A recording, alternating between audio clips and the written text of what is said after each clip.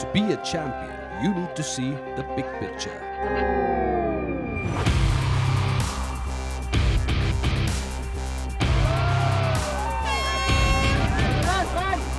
It's not about winning or losing.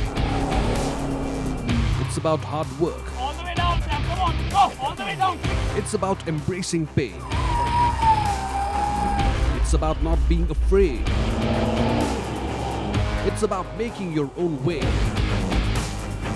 And the determination that whether we win or lose, we gave it our best. It's all about the challenge. The challenge to win one of the toughest motor races in the world. This is the ultimate test of endurance and grit. This is the Rainforest Challenge. Nothing of this sort has ever happened in the country before. Sure, we have had mofussil, hardcore driving for say 100 or 200 meters. But here you have got an event where probably the toughest terrain you have to traverse, and that requires technique, skill, temperament, machine of that same order to climb over mountains, fault streams, go over obstacles where torque, articulation and great traction are key ingredients. The second edition of the 7-day Rainforest Challenge India was everything it had promised to be. Bigger, badder and tougher. First launched in Malaysia in 1997, the Rainforest Challenge has now expanded to other parts of the world. Today, aside from the mother event in Malaysia, the Rainforest Challenge is held in many countries, including Australia, Italy, Vietnam, Russia, and India, where this gruelling off-roading championship was held in Goa recently. I think India put RFC on the global chart. The RFC, I'm RFC Australia, I run events over there, but the RFC family, it started back in '97 and it just constantly expands throughout the years. So to have India on board is absolutely fantastic. Ain't afraid to pound it. The event started with a scrutiny and driver briefing session. Competitors lined up their vehicles for inspection by an expert panel. Season 2 is definitely very different. In terms of vehicle preparation itself, we've seen a sea change from last year.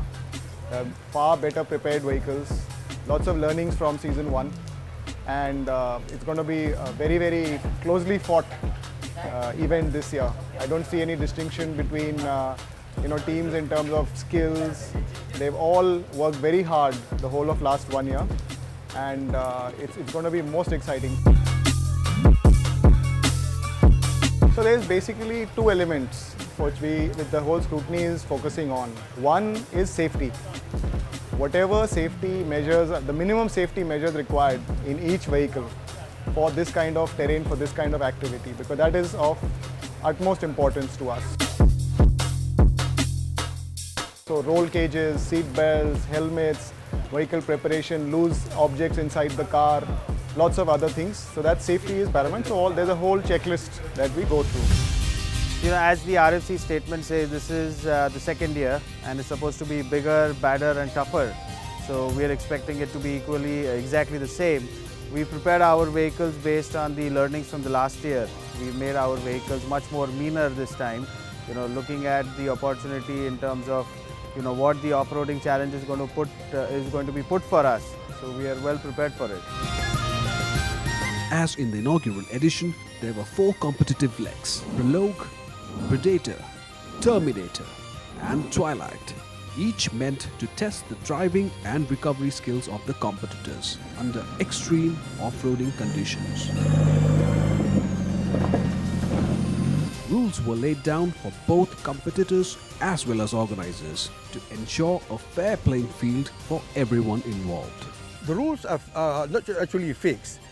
It depends, the most important thing is that the track must be prepared accordingly, and it should be suitable for different type of cars. Some cars are really much better prepared than the other car, so it must be fair that the track must be accessible to different type of cars under different type of CCs. We've got 200 CCs, we've got 300 CCs, so this should be accommodating to all the CCs of the car.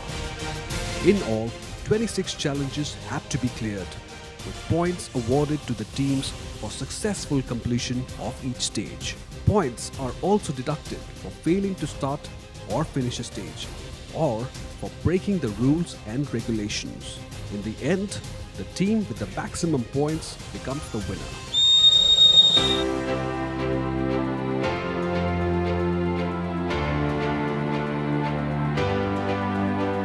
It was time now for some drinks and music.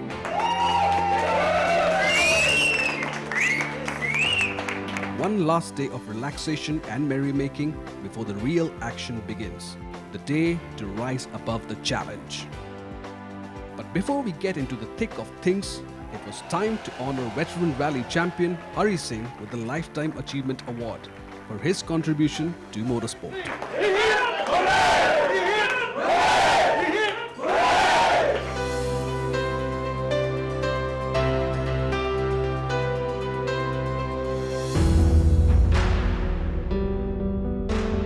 There were several firsts to this year's RFC. A specialized 4x4 ambulance, a utility task vehicle or UTV category, and 2 additional special stages to be held at the end of the twilight leg.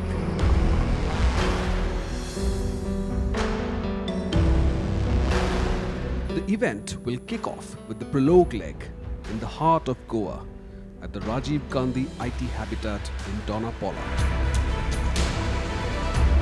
From there, the competition will get progressively tougher as the teams move to Quepe in South Goa for the Predator leg. From there, the convoy would depart for Sangay in Goa for the Terminator leg, where teams will be tested on various parameters, including vehicle articulation and use of recovery equipment to cross hurdles.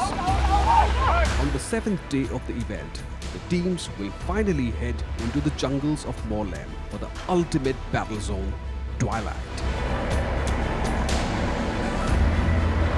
22 teams took to the starting grid, with the top Indian team qualifying for a free entry into the mother event in Malaysia in December. Last year, it was Kabir Waraj from Gerari Off-Roaders. Will the Chandigarh lad be able to repeat the feat this year, or will we see the rise of a new underdog? Sit back and fasten your seatbelts as we take you through this epic journey that was played out over 7 days.